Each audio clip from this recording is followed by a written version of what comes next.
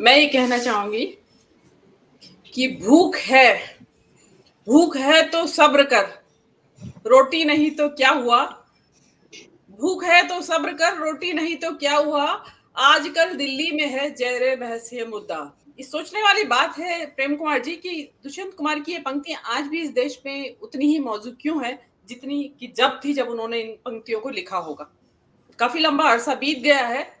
ऐसा नहीं है कि सरकारों के द्वारा इस दिशा में प्रयास नहीं किए गए। जैसे मुझसे पूर्व के वक्ताओं ने भी कहा, मनरेगा का जिक्र किया या कुछ भूमि सुधारों का कुछ हद तक की तरफ काम किया गया। लेकिन यूपीए सरकार के दौरान एक काफी बड़ा काम किया गया था, जिसमें कि आप मनरेगा को भी ले लीजिए और फूड टू राइट को भी ले लीजिए और अदरवाइज ऑल्सो बहुत सारे काम हुए थे ऐसे, जिसमें कि करीब जो आंकड़ा मेरी जानकारी है उसमें कि 27 करोड़ लोगों को यूपीए के सरकार के दौरान 2 टर्म जो रहे उसमें गरीबी रेखा से खींचकर बाहर लाया गया था। और अब जो नए आंकड़े बताते हैं कि उसमें बता रहे हैं कि उन जो 27 करोड़ लोग बाहर लाए गए थे उनमें से 22 करोड़ वापस चले गए हैं गरीबी रेखा के नीचे। तो अब जब गरीबी रेखा के नीचे चला गया है इतना बड़ा तबका वापस से, तो ये जो हंगर इंडेक्स वाली बात है तो ये डेफिनेटली प्रोमिनेंस में आ पाएगी, हेडलाइंस बनेगी ये चीज। दूसरी बात ये है कि देखिए, जो सरकारों के जिस 80 करोड़ लोगों को अनाज देने की जो बात हो रही है वो अपनी जगह ठीक है। लेकिन जो 80 करोड़ में जो उस लोगों को जो अनाज दिया जाता है 5 किलो, उसमें वो खाली उससे पेट थोड़ी भरता है। उसको बनाने के लिए मसाला भी चाहिए, उसको बनाने के लिए तेल घी भी हो तो उसकी पौष्टिकता बढ़ती है। अब उसमें बताया ऐसा भी जाता है कि बहुत सारे लोग तो खाली उबाल के खा लेते हैं उसको।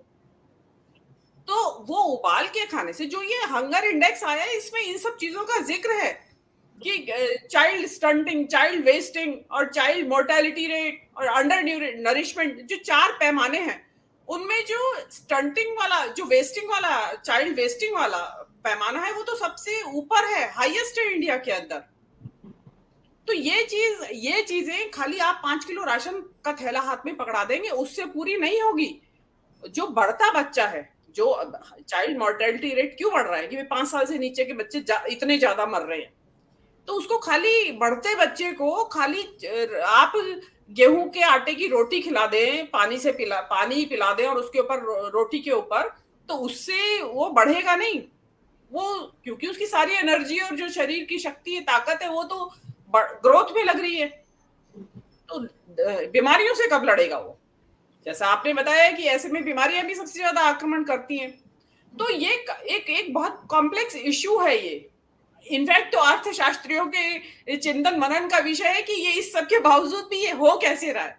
इसमें मेरा जो मानना है, जैसे अभी मैंने कहा कि 22 करोड़ लोग वापस से इस सरकार के दौरान 2014 के बाद वापस गरीबी रेखा के अंदर चले गए हैं वापस। तो इसमें सरकार की प्रायोरिटीज की भी बात हमें करनी पड़ेगी। इस सरकार की प्रायोरिटीज क्या है? अब आप देखिए कि मैं कर्नाटक में जो सरकार आई है नई, उन्होंने पब्लिक को गारंटी दी थी कि अन्न भाग्य योजना, कि वो 10 किलो अनाज देंगे उनको, गरीबों को, जिनको जो भी उनके लाइन में थे। तो उन्होंने गवर्नमेंट से लेना था, एफसीआई से खरीदते वो अनाज, फूड कॉर्पोरेशन ऑफ इंडिया से। तो जिस दिन उनको वो योजना लागू करनी थी कर्नाटक गवर्नमेंट को, उससे एक दिन पहले केंद्र सरकार ने एफसीआई को नोटिफिकेशन जारी करके ये कह दिया कि ये बंद होगा, राज्यों को खुले बिक्री नहीं करेगी। आप देख रहे हैं जनचौक का सोशल मीडिया प्लेटफॉर्म। हमारे YouTube चैनल को सब्सक्राइब करने के लिए बेल आइकन दबाना ना भूलें।